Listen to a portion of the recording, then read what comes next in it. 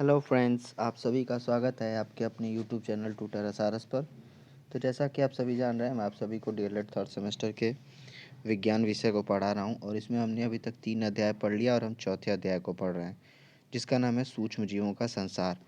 और सूक्ष्म जीवों के बारे में हमने जान लिया था इसके पहले वाली वीडियो में। विषाणु के बारे में जान लिया था, सूक्ष्म जीव कौन कौन से होते हैं, जैसे algae, fungi, virus, protozoa, bacteria. इन सब चीज़ों के बारे में हमने जाना था कि ये सब सूक्ष्म जीव के अंतर्गत आते हैं। फिर हमने वायरस क्या होता है उसके बारे में जाना था, ठीक है, और वायरस की क्या उपयोगिता है उसके बारे में जाना था।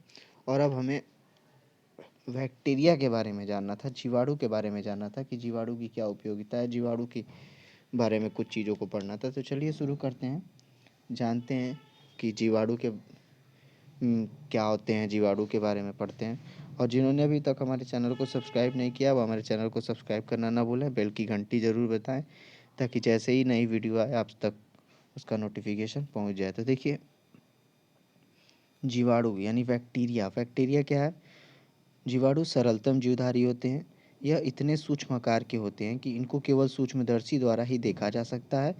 इनका शरीर केवल एक कोशिका का बना होता है। तो जो ये जीवाणु होते हैं वो सरलतम जीवधारी होते हैं और ये इतने सूक्ष्म आकार के होते हैं, मतलब ये इतने छोटे आकार के होते हैं कि इनको हम अपनी खुली आंखों से नहीं देख सकते हैं। इनको हमको देखने के लिए माइक्रोस्कोप यानी सूक्ष्मदर्शी जिसको हम कहते हैं हिंदी में, उसको उसकी मदद लेनी पड़ेगी। उसकी मदद से ही हम इनको देख सकते हैं, ठीक है।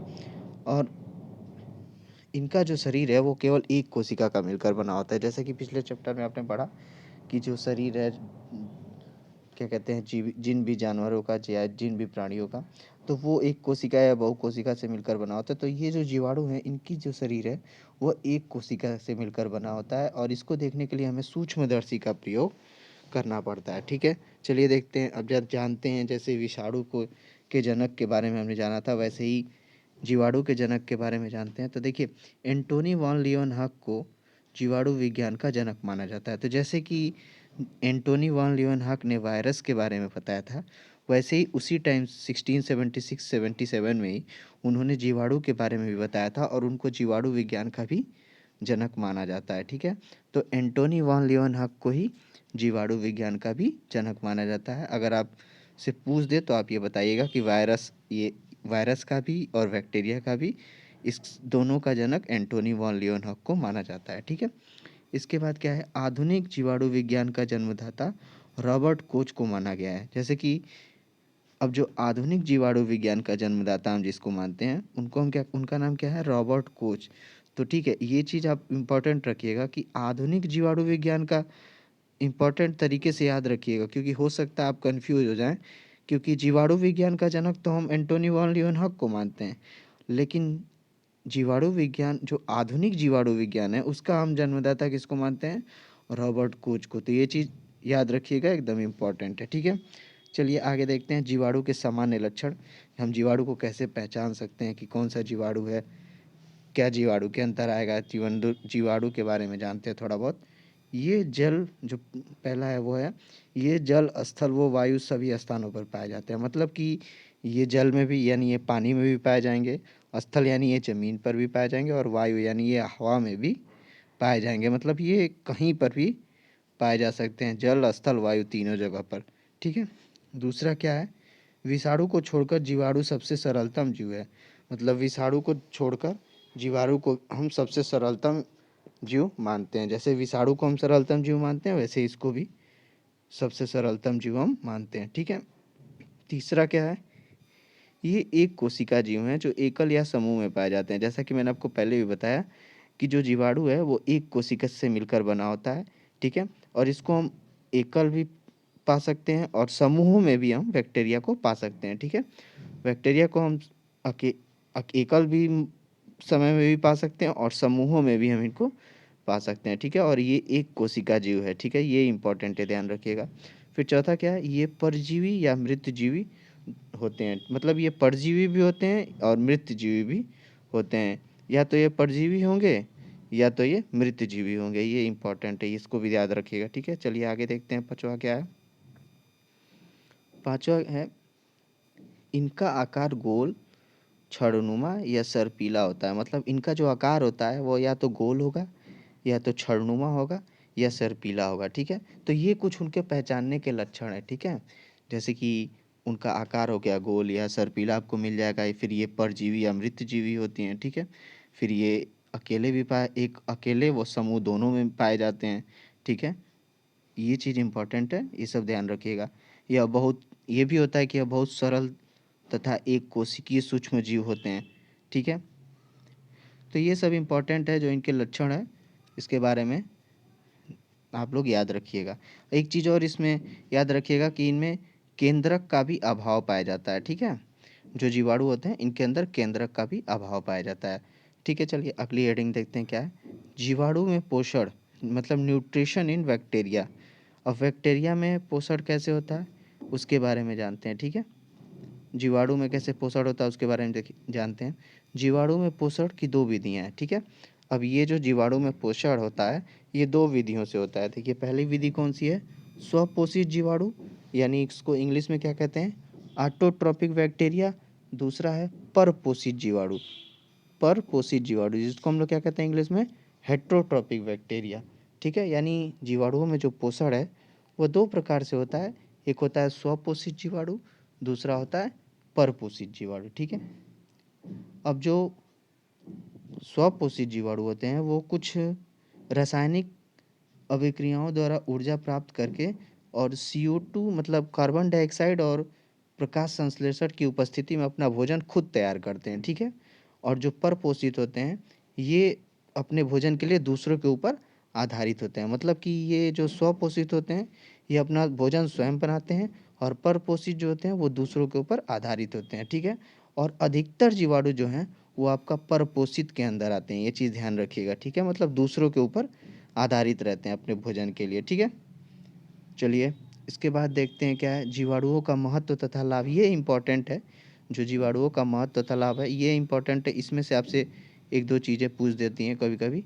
ठीक है, तो इसको आप ध्यान रखिएगा, ये इम्पोर्टेंट है आपका।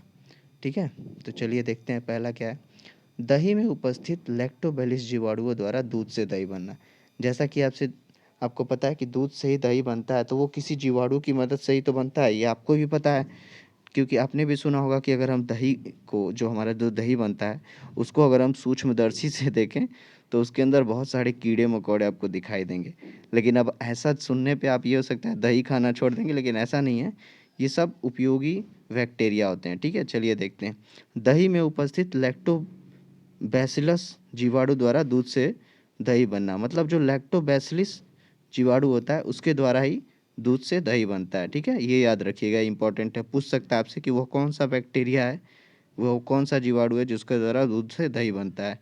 दूसरा क्या है, ईस्ट एक कवक है। मतलब जो ईस्ट है वो एक कवक है जिसका उपयोग डबल रोटी, बियर तथा जलेबी बनाने हेतु किया जाता है। जैसा कि आप सभी जान रहे हैं कि आप लोग जलेबी बहुत चाव से खाते हैं। ठीक है, लेकिन जलेबी को बनाने में हम किसका प्रयोग करते हैं, ईस्ट का प्रयोग करते हैं। ठीक है, जो कि एक कवक है। ठीक है, तो कवक जो ईस्ट है, ठीक है, ईस्ट जो एक कवक है उसका प्रयोग हम लोग करके डबल रोटी बनाते हैं, बियर बनाते हैं तथा जलेबी बनाते हैं। ठीक है, तो ये आपसे पूछ सकता है कि जलेबी किस की मदद से बनता है, तो वो ईस्ट की मदद से बनता है। ठीक है, आगे चलते हैं, तीसरा देखते हैं। पेनिसिलिन नामक कवक से पेंसिलिन नामक जीवन रक्षक औषधि बनाई जाती है। मतलब जो पेंसिलिन नामक कवक आपके बारे में आप लोगों ने सुन रखा होगा, उसकी मदद से हम क्या बनाते हैं, औषधि बनाते हैं। ठीक है, जीवन रक्षक औषधि बनाने का कार्य होता है उससे। ठीक है, चौथा क्या है, क्लोरेला, जो एक कोशिकीय शैवाल है। मतलब जो क्लोरेला है वो एक कोशिकीय शैवाल जो है, इसका उपयोग आइसक्रीम या सूप बनाने में किया जाता है। ठीक है, मतलब आपने देखा होगा कई तरह का सूप बनता है, उसको वो किस प्रकार से बनता है, वो क्लोरेला की मदद से ही बनता है। इसका उपयोग करके ही आइसक्रीम व सूप बनाया जाता है। तो हो सकता है आपसे एग्जाम में पूछ दे कि आइसक्रीम और सूप किसकी मदद से बनता है, किस तरह के जीवाणु की मदद से बनता है, तो वो क्लोरेला के मदद से बनता है। ठीक है, चलिए आगे देखते हैं।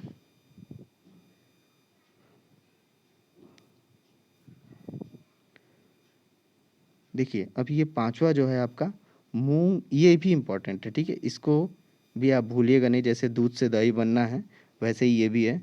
देखिए, मूंग, मोट, मटर, चना की जड़ों में गांठें या गुलिकाएं पाई जाती हैं। जिन्होंने भी मूंग, मटर, चना खेत में देखा होगा तो उनको ये दिखा होगा कि उसमें गांठें पाई जाती हैं या गुलिकाएँ पाई जाती हैं, ठीक है? जिसमें राइज़ोबियम जीवाणु पाया जाता है, मतलब वो जग गांठें गुलिकाएँ जो हैं, उसमें आपको राइज़ोबियम जीवाणु पाए जाएँगे। यानी जो मूँग, मोट, मटर, चना है, ये राइज़ोबियम जीवाणुओं की वजह से ही बनता है, ठीक है? तो आपसे पूछ सकता है कि मूँग, मटर, चना, मोट इनमें से किसी एक या फिर 1-2 के बारे में कि इनमें जो गुलिकाएँ पाई जाती हैं, वो किस जीवाणु द्वारा पाई जाती हैं? तो आपको बताना पड़ेगा कि वो राइज़ोबियम जीवाणु द्वारा पाई जाती हैं, ठीक है? तो ये इम्पोर्टेंट है, याद रखिएगा। फिर छठा देखिए, सूक्ष्मजीव का उपयोग कृषि में मृदा की उर्वरता की वृद्धि के लिए किया जाता है, ठीक है? यानी सूक्ष्मजीवों का उपयोग हम कृषि में मृदा की उर्वरता शक्ति को बढ़ाने के लिए भी करते हैं, ठीक है? सातवां क्या है, ये भी इम्पोर्टेंट है, पार्श्चुरीकरण क्रिया के। मतलब पार्श्चुरीकरण क्रिया के बारे में आप क्या जानेंगे कि डिब्बाबंद वस्तुओं को सूक्ष्म जीव रहित किया जाता है इसकी मदद से। पार्श्चुरीकरण क्रिया के द्वारा ही डिब्बाबंद वस्तुओं को सूक्ष्म जीव रहित किया जाता है। जैसे कि आपका दूध हो गया, जो पैकेट में दूध आता है, उसको सूक्ष्म जीव रहित कैसे किया जाता है? पार्श्चुरीकरण क्रिया द्वारा किया जाता है। तो हो सकता है आपसे पूछ सकता है, तो इसको याद रखिएगा, ठीक है? और जितना हो सके उतना कम पैकेट में बंद चीज़ों का उपयोग कीजिए, ठीक है? तो वो ज़्यादा बेहतर रहेगा आपके लिए। तो चलिए, इसके बाद जो ये आहार परीक्षण की विधियाँ हैं, इसको हम अगले वीडियो में पढ़ेंगे। तो आपको ये वीडियो कैसा लगा, ये आप ज़रूर बताइएगा और इसे अपने दोस्तों के साथ शेयर कीजिए। हमारे चैनल को सब्सक्राइब कीजिए। इसके आगे की वीडियो में हम आहार परीक्षण की विधियों के बारे में पढ़ेंगे। तो चलिए, मिलते हैं अगली वीडियो में, तब तक के लिए धन्यवाद।